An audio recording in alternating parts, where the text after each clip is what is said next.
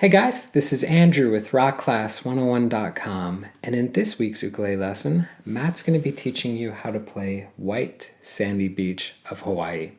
So as the title suggests, this is clearly a Hawaiian song, and it's been performed by so many different artists, but I think the most popular version has to be the one by Braddah IZ. Now, let's take a step back. Let's talk a little bit about this arrangement, because I did get a chance to play through the entire piece, and I have to say a few things about it. First off, it's a ton of fun to play. Secondly, in terms of what our left and our right hand are doing, this is a very solid intermediate level piece, which kind of brings the main point I wanted to drive in this introduction, is that this is a song that works really well if you perform it with a little bit of rubato. Now, if you don't know what rubato is, you want to jump into this lesson. I'll also link it in the description box below, but it is a stylistic approach that you can use when performing music to add more emotion to your performance. Now, again, let's take another step back and let's talk a little bit about this lesson, because in this video, Matt's going to be teaching you how to play the entire tune. But if you want to get the tabs to print off and follow along with, that's going to be available at this link right here. Or you can go to the site, rockclass101.com, do a search for the song's name.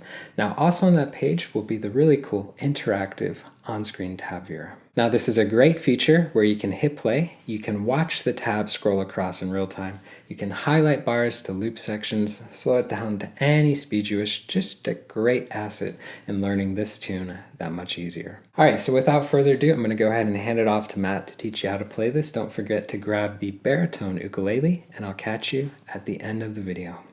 Hello! In today's video, we're going to learn a solo arrangement of White Sandy Beach by IZ for the Baritone Ukulele. Let's go ahead and dive in. I'm going to bring the camera down. First thing I want to talk about is the technique I'm using. I'm using what's called a rest stroke with my thumb. It's called a rest stroke because whenever I strike a string, I rest on the next one down. So as I kind of strum through, you'll see that my finger kind of bounces across the strings. This gives a really good articulate sound, but also very warm, and it works really well to play this beautiful melody. So we're going to go ahead and start here with the pickup bar. To do this, we're going to play the 10th fret on our first string right here. I'm going to use my pinky finger to play that. And then going right into the first measure, we're going to play this awesome G chord. To play this G chord, we're just going to have our index finger here on the first string on the 7th fret. Strum through all 4 strings using that rest stroke technique. So you see how the thumb kind of bounces over the strings. Gives you, again, that really beautiful tone. Then I'm going to play the 7 on the first string 2 more times. Slide that index down to 5. And then I'm going to play 7 to end the measure, and I'm going to use my ring finger here for that 7th fret. So in time, with the pickup bar, the first measure should sound something like this. 2 and 3 and...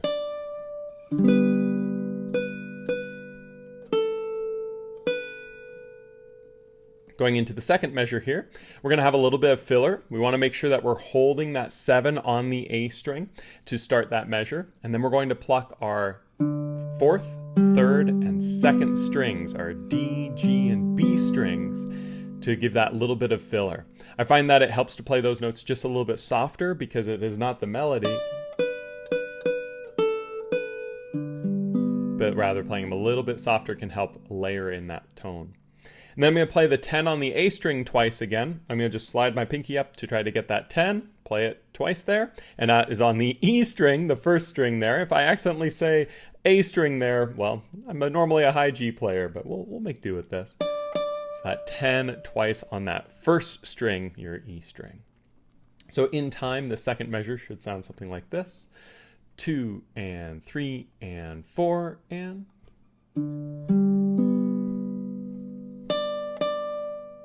And the pair of the measures with the pickup bar should sound something like this. 2 and 3 and...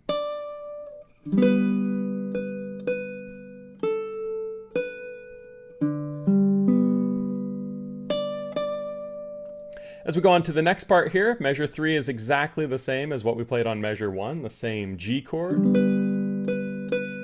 Slide down to 5, add the ring back onto 7.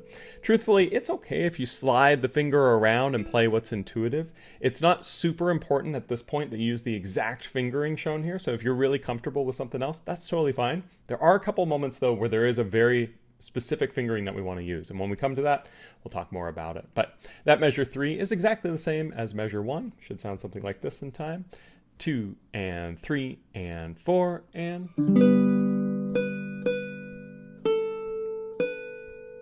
And going into measure 4, it starts off the same as measure 2, with the filler on the 4th, 3rd, and 2nd strings on those D, G, and B strings. But then, instead of going back up to 10 with the pinky, it's going to play 5 on the E string here with our index finger. And this is that point that I mentioned just a moment ago where we need to use a very specific fingering. And what that fingering is pinky here on the 7th fret of the A string. I know it feels really weird. You want to use a different finger, it feels like, but trust me, we need to use that pinky. You'll see why in just a moment, but just so that you can hear it, here's what measure 4 sounds like in time. 2 and 3 and 4 and... And the pair of measures, 3 and 4, should sound something like this. 2 and 3 and 4 and...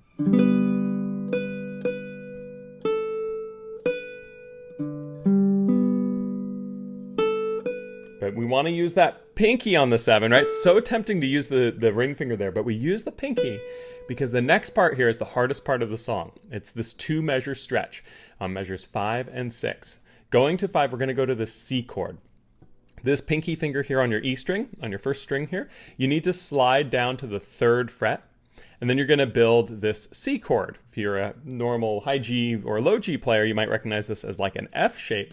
It's the same shape here. It's a C chord on a baritone. 2 with the middle finger on the D string, 0 on the G string, 1 here on the B string, and 3 here on the E string. But with our pinky finger, strum through all 3. Then we're going to pluck our D, G, B for filler. Then we're going to take this pinky, a lot of pinky work with this tune. We're going to play 5, and then we're going to move it up to 7 and play that. So that's one of the harder parts of the tune, is you have to go from that 7 down to the 3 here, and then you have to go back up 5 and 7 with the pinky. In time, measure 5 should sound something like this. 2 and 3 and 4 and... Going into the 6th measure here, this is another one of the hardest parts of the tune, but if you get these 2 measures, you're golden for the rest. It's going to be a C minor chord. Take this pinky finger, slide it down to the 3rd fret of your first string. Take the index finger, place it here on the 1st fret of your D string, the 4th string, and take your middle finger, place it here on the 1st fret of your B string, the 2nd string. And we're going to strum through all 4 strings, 1, 0, 1, 3. Beautiful C minor chord. After we strum through that, we're then going to do the 4th, 3rd, and 2nd string filler, just like we did before moving that pinky up to 5 and then back down to 3. Now, when we do this 3, it's okay if you want to use your middle finger here, or you can get extra work with your pinky. It doesn't matter too much. Play what's intuitive for you. And that is going to sum up that 6th measure. So in time, that's going to sound something like this. 2 and 3 and 4 and.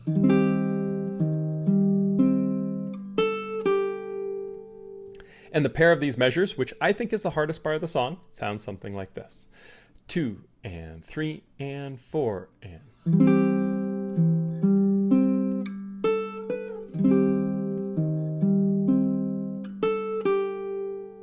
And going into the next measure here on 7, we're going to play 0, 0, 0, 5. So all that you need to do there is take your pinky, place it here on the 5th fret of the 1st string, strum through, and slide it up to 7. Really nice sound. And to finish that measure, some filler here, 4th string, 3rd string, and 2nd string played nice and softly in the background. So measure 7 in time should sound something like this. 2 and 3 and 4 and.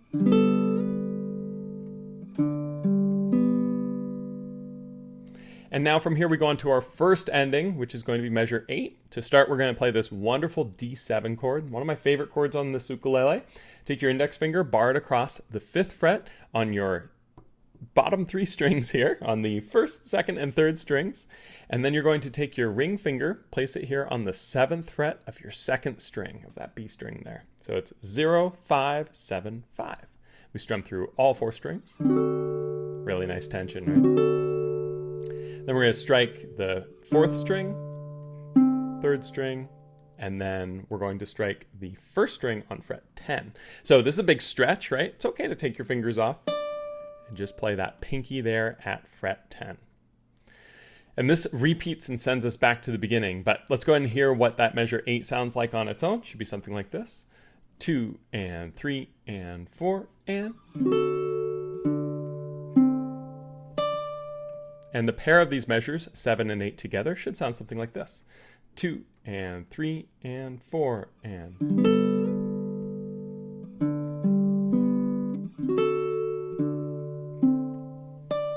And from here we go back to the beginning part on measure 1.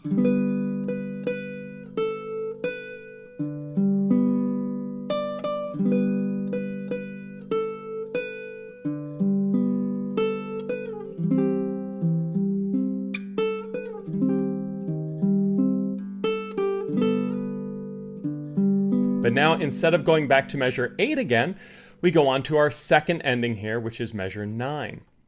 Very similar to measure 8, we're going to start with that same D7 chord we played a moment ago, strum through all 4 strings. Then we're going to play our 4th string, and then we're going to do our 2 interior strings. So I'm going to play 5 and 7 here, striking them both with the thumb, and then open on that 4th string again as a little bit of filler. So in time, measure 9 sounds like this. 2 and 3 and 4 and. And at that point, it actually goes on now to melody B. So I'm going to play this whole melody A with the repeat so that you can hear what the whole thing sounds like. And then we'll go on to this next melody section. I'm going to include the pickup bar as well. It should sound something like this. 2 and 3 and.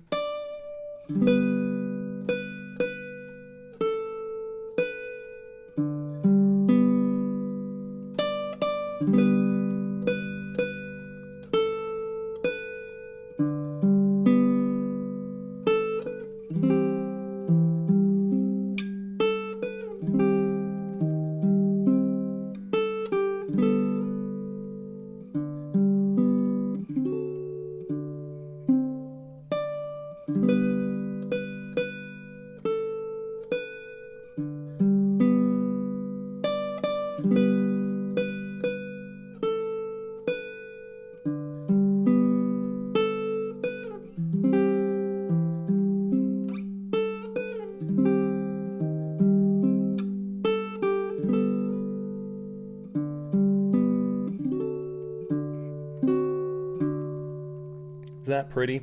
One quick note is I really like to use what's called rubato when I play this. That means playing with feeling, not quite playing as if a click track is going on. I think it just works with the song. Feel free to experiment with that too as you're learning it. Let's go into melody B now. A little tricky here. We're going to play this D chord up high. We're going to be playing 0, 7, 7, 5. So the middle fingers can go here on the 7th fret on your 3rd string. Your ring finger is going to go here on the 7th fret of your 2nd string, and your index finger here on the 5th fret of your 1st string. Notice how I'm tilting all 3 of these fingernails kind of towards my shoulder. That helps make enough room for this chord to sing through. And I'm going to strum through all 4 strings, and then I'm going to pluck my 3rd, 2nd, and 1st string, the 7 here on the G, the 7 here on the B, and the 5 here on the E. And then I'm going to play 7 on that 1st string with my pinky finger here. So that measure 10 in time, should sound something like this. 2 and 3 and 4 and... Going into the 11th measure, we're going to play this D7 chord. To play this particular D7, we bar across the 7th fret with our index finger, and then we add this middle finger here on the 8th fret of our 1st string. So we're going to strum through all 4 there, and then we're going to play that 8 on the 1st string a 2nd time. And then we're going to pluck some filler. We're going to do 7, 7, and 7 on our 4th, 3rd, and 2nd strings for this nice little filler part.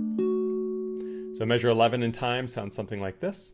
2 and 3 and 4 and... And the pair of measures here, 10 and 11, should sound something like this. 2 and 3 and 4 and...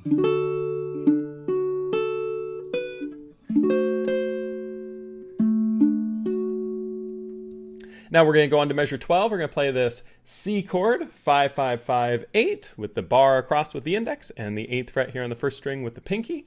Strum through all 4 strings. Play that 8 on the pinky again. And then we're going to go back to that D chord we played at the start of melody B, the 0, 7, 7, 5. Again, make sure these fingers tilt towards the shoulder. That helps open it up. After we play that, I'm then going to take this ring finger, and I'm going to just move it up 1 fret to be there on the 8th fret of the 2nd string, and play that. So pretty straightforward measures, should sound something like this. 2 and 3 and 4 and... Going into the 13th measure here, we're going to go back to that D chord by just moving that ring finger back down. And then we're just going to play open on our 4th string, 7 on our 3rd string, and 7 on our 2nd string for a little bit of filler before playing 7 on the 3rd string to kind of start back up the melody. So measure 13 in time sounds something like this. 2 and 3 and 4 and... And the pair, 12 and 13, should sound something like this. 2 and 3 and 4 and...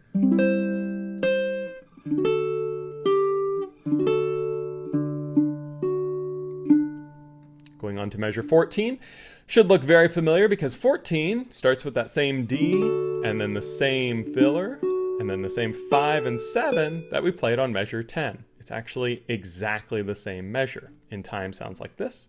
2 and 3 and 4 and... And as we go on to measure 15 here, it is exactly the same D7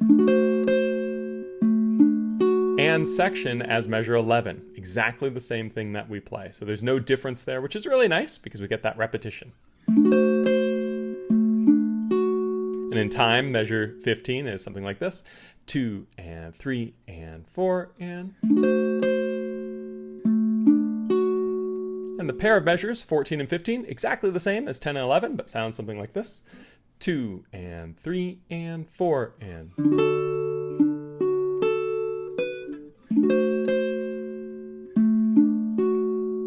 And now going on to measure 16, we're going to continue holding this D7 chord here, the 7, 7, 7, 8. Strum through all 4 strings.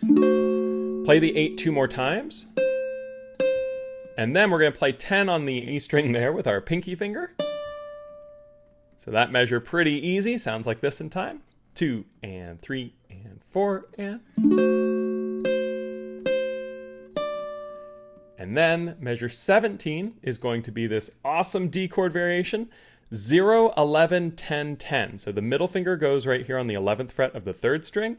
Index finger collapses a bar on the 10th fret of the 1st and 2nd strings. So 0, 11, 10, 10. Really beautiful D chord. We're just going to strum this, and we're going to let this sing out for 3 beats. We're just going to let it ring. before we finally play the 10 on the 10 on the E string one more time before we end that sort of melodic section. So in time, measure 17 should sound something like this. 2 and 3 and 4 and. And the pair, 16 and 17, should sound something like this. 2 and 3 and 4 and.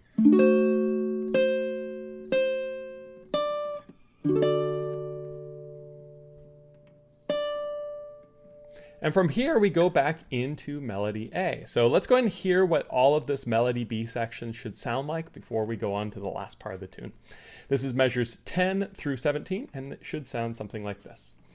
2 and 3 and 4 and.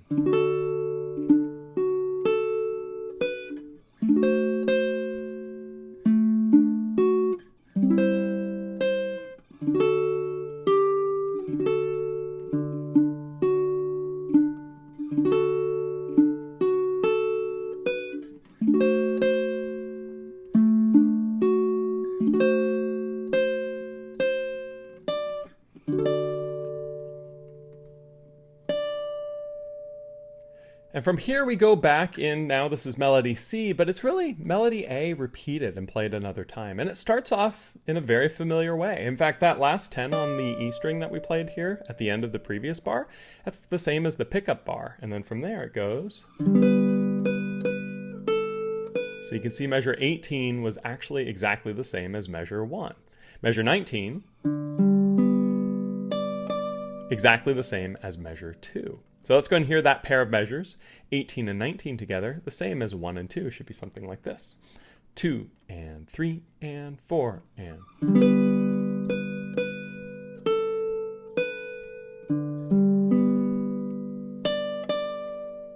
And then as we go into the next group of bars here, next 2 bars, it's going to be 20 and 21. And guess what? They are exactly the same as 3 and 4 were. So 20 and 21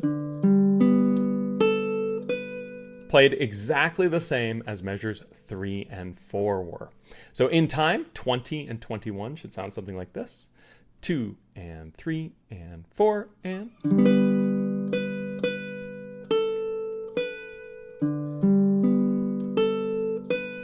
And notice how right there at that 5 to 7, I use that pinky, right? The reason is as we go on now to 22, it is going to be a little bit different, but not by much. We're going to go to that same C chord that we played earlier. Remember the 2, 0, 1, 3 with that pinky there?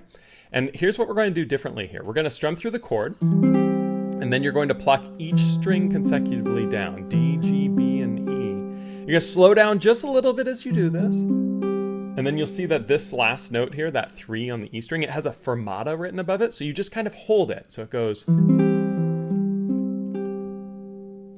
And then you're going to play the 5 and 7 with the pinky, right? So that measure 22 in time, should sound like this. 2 and 3 and 4 and. See how I kind of break time there to hold that and slow it down a little bit as I go into it? That's what makes it sound really pretty. Because now as we go into measure 23, we go to that C minor chord, the same 1, 0, 1, 3 with the pinky there on the E string, right? Same thing we did before. We strum through all 4 strings, and then we pluck our D, G, B, E. And we let that ring on a fermata again.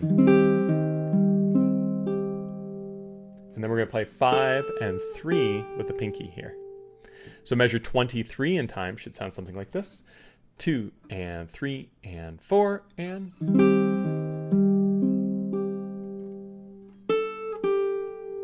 And the pair here, my favorite pair of the tune, 22 and 23, should sound something like this. 2 and 3 and 4 and.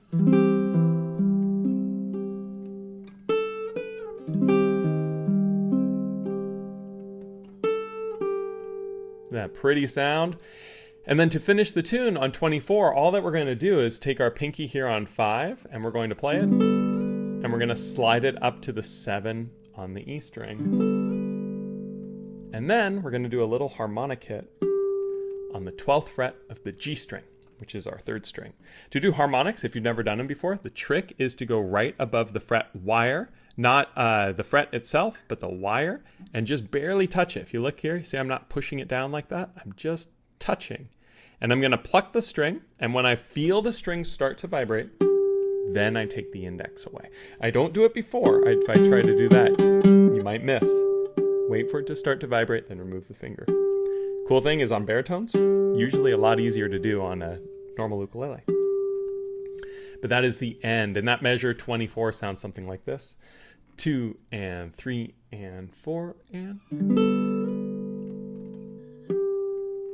Isn't that pretty?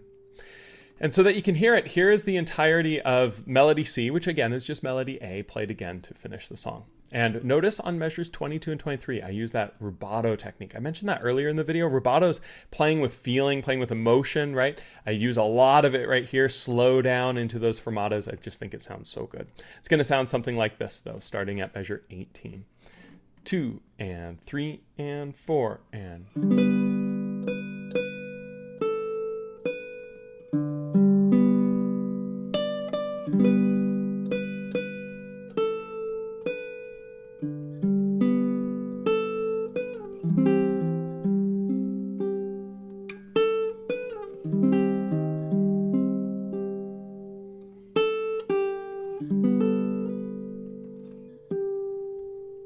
Isn't that nice? Bringing the camera back up. This is a beautiful tune to play on baritone, a really good beginner baritone piece. If you've played other ukulele pieces and are new at the baritone tuning, this is one that can really help you get comfortable with the scale length and everything. These chords are tough to move between and everything, and that can really give you a good sense of how the fretting is different on this instrument than it is on a tenor or a concert especially, right? But as always, if you have any questions, feel free to leave them down in the comments below. I'll look forward to seeing you next time on the next lesson here on Rock Class 101. Thanks so much. All right, guys, so this week's ukulele lesson was a absolutely beautiful tune. It's a classic staple in Hawaiian repertoire and just a really good one to add to your own repertoire. Now, before we wrap up, I do want to give you a friendly reminder that if you did want to get the tabs to print off and keep for your records, that was available at this link right here. Or you can go to the site, rockclass101.com, do a search for the song's name. Now, also on that page was that really cool interactive on-screen tab viewer, so you can literally hit play, watch that tab scroll across in real time, highlight bars, loop sections, slow it down, all that fun jazz. So guys, again, I hope you enjoyed learning this tune, and we will catch you in the next lesson. Take care.